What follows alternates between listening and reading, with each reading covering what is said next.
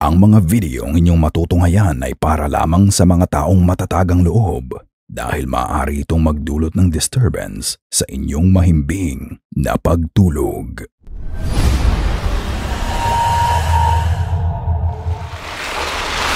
Something's up. Sa maikling video na mapapanood nyo, nagvideo ang owner ng aso dahil matagal itong nakatitig sa madilim na parte ng hallway ng bahay. Unfortunately, walang ibinigay na konteksto ang nag-upload ng video tungkol sa history ng bahay pero siguradong may nararamdamang maitim na puwersa ang aso niya. Ito ang video. He just keeps staring down the hall like he sees someone. What was that? Makikita mong nakatingin ang aso sa hallway at nang mag-growl ito, bigla na lang lumabas ang isang napakadilim na anino sa kanang bahagi ng hallway. Napaka-strange ng galaw nito at parang ang aware ang dark entity sa presence ng owner ng aso. Huminto ito sa gitna ng hallway na parang nakipagtinginan sa aso. Matapos lumabas ng entity ay makikita mo ang aso na humarap sa amo niya. Nakababa ang tenga at mukhang takot na takot sa presensya ng anino. Ano sa tingin mo ang naninirahan sa bahay nila? Ito ba ay maligno o gawa lang ng AI? Pero kung titignan ang reaksyon ng aso, mukha naman itong natakot ng totoo. Dinner time. Bumisita ang kaibigan ni Jared sa kanila matapos nilang maglaro isang gabi. Doon na nga pinakain ng ina ng bata ang bisita ni Jared dahil oras na din ng hapunan yun. Habang kumakain sila ay nagvi-video lang sila. Matapos nilang kumain ay pinanood nila ang video at nagulat na lang sila sa nahagip ng camera nila. Panoorin ang nangyari.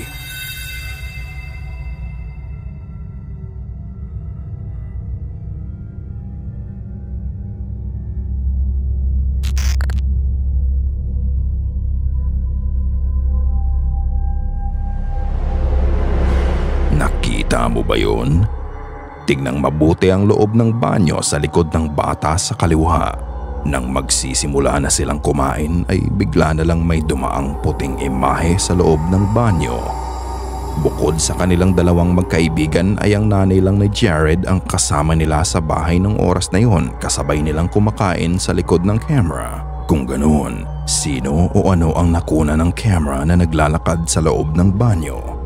Kung pagmamasdan, para nga lang din itong katawan ng bata. Bahagya mo pang makikita ang mukha nito pero hindi na nga malinaw sa video. Sabi ni Jared, eto nga daw ay ang unang beses na may mahagip sila sa camera kahit na may nararamdaman na silang kakaiba sa bahay dati pa. Eto ba ay multo ng bata na gusto lang ding makisama sa pagkain nila? Ikaw na ang magpasya. Face in the rock. Ayon kay Jimmy Ayala, isang kakaibang pangyayari ang naganap nung magkaroon ng landslide sa kabundukan ng Sogamoso sa Colombia. 3 buwan na ang nakalipas. Matapos ng nangyaring landslide ay lumitaw ang isang malaking bato na noon ay nasa ilalim ng lupa. Nagulat na lang ang mga tao nang makita nila ang imaheng nabuo sa bato. Ya de Morca.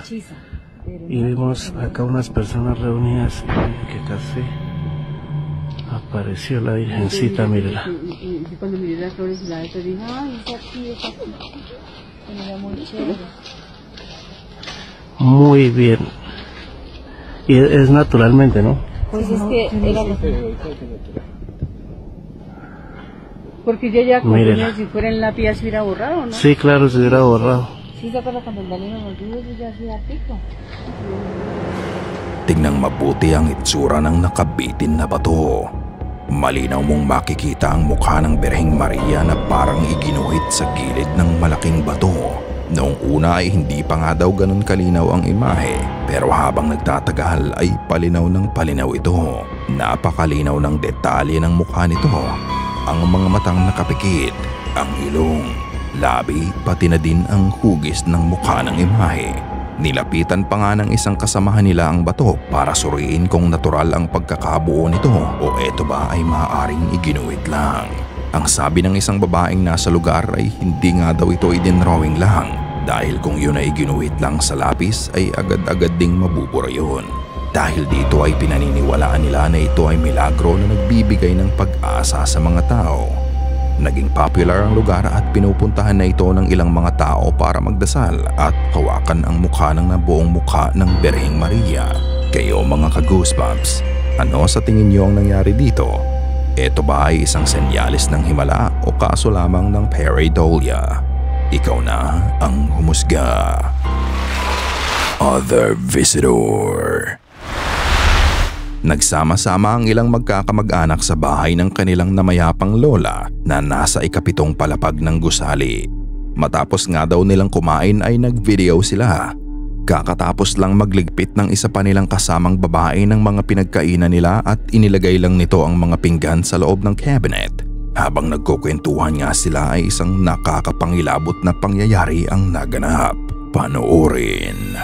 大変だよだって塾の先生なんて、そうかな、でもなんかほらちょっと大学生らしいじゃん。そう、そうそう。しっかり勉強しなきゃダメだしさ、ドラムしまった方がいいかも。あそこしまっといて。あれ、誰かいる？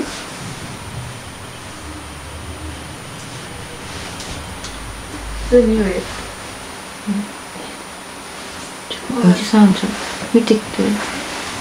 怖いんだけど怖い怖い。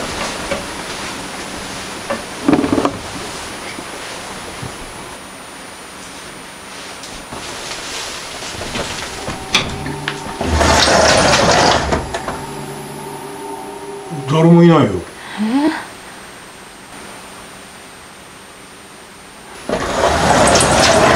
怖い怖い怖い怖い。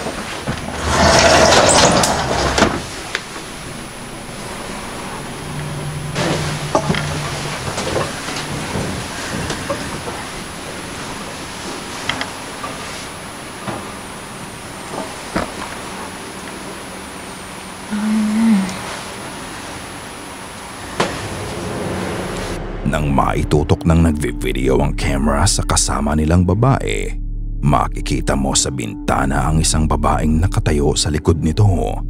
Maaaninag mo pa ang suot nitong kulay gray na sweatshirt at ang forma nito ay parang nga itong nakahawak sa mukha niya.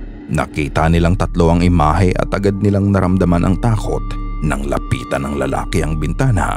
Pagbukas niya dito ay ang biglaan ding pagkawala ng imahe. Ngunit nang muli niyang isara ang bintana ay muli itong nagpakita. Binuksang muli ng lalaki ang bintana at katulad ng naunang nangyari, bigla uli itong nawala.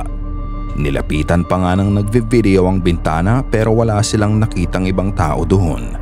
Ang nakita nga ba nilang babae sa bintana ay ang kaluluwa ng yumao nilang lola o maaaring pinaglalaroan lang sila ng mga mata nila? Wala na ngang naging ibang paliwanag ang nag-upload ng video pero inaamin niyang natakot daw sila nung gabi na yon.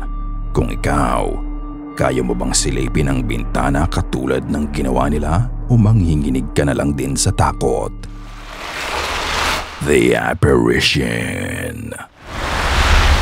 Ang videong ito ay ni-upload ni Stacy sa social platform. Ito ay kuha ng CCTV ng kanyang kapitbahay. Sila ay naninirahan sa isang maliit na remote community sa west coast ng British Columbia na kung tawagin nila ay Bella Bella. Isang gabi, inilabas ng kapitbahay niya ang aso niya para dun dumumi o umihi. Habang nasa labas nga ang aso ay naiwan ng kapitbahay niya sa may gawing pinto. Ilang sandali pa ay napatingin ang kapitbahay nila sa gawing kaliwa niya dahil para nga daw siyang namalikmata. Naging mabigat ang pakiramdam niya at nang bumalik sila sa loob ng bahay ay agad-agad niyang tinignan ang CCTV. Nagulat na lang siya sa kanyang nakita. Find the spot.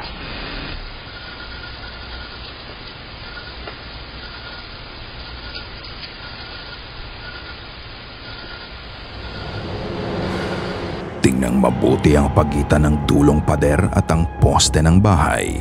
Makikita ang pagdaan ng puting apparition mula kaliwa pa kanan. Nakita nga ito ng kapitbahay niya kaya napatingin na lang siya sa direksyon na yun. Ngunit hindi niya sigurado kung namamalikmata nga lang ba siya. Ang apparition ay parang nga lang usok na naglalakad. Ang sabi pa ng kapitbahay niya ay wala namang ibang tao nung oras na yon. Lalo nga daw itong kinilabutan nang reviewin niya ang CCTV footage at napatunayan niyang totoo pala ang kanyang nakita. Maari nga kayang usok o hamog lang ito o talagang may full body apparition na nakuna ng camera nila nung gabi na yon.